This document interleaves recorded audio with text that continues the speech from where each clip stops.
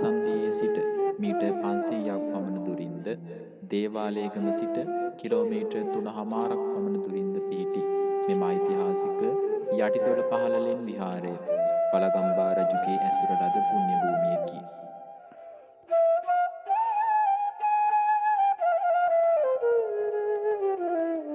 ශෛලමය පියගැට 64ක් තරණය කිරීමෙන් විහාර මන්දිරයේ පිහිටි භූමියට පිවිසිය හැකි අතර ලෙන් විහාරයට දකුණු පසින් බෝධීන් වහන්සේ පිහිටා තිබේ.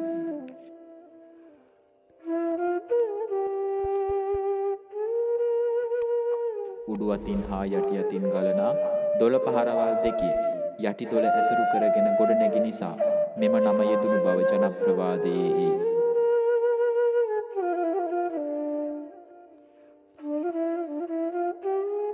විහාරගේට දකුණු පසින් ලෙන තුලම කුඩා චෛත්‍යයකි.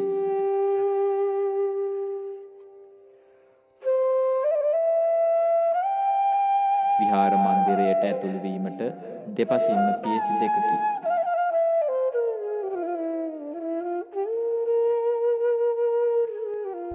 මෙම විහාරය අවසන් වරට ප්‍රතිසංස්කරණය කරන ලද්දේ ලෙව්කේ දිසාව විසිනි.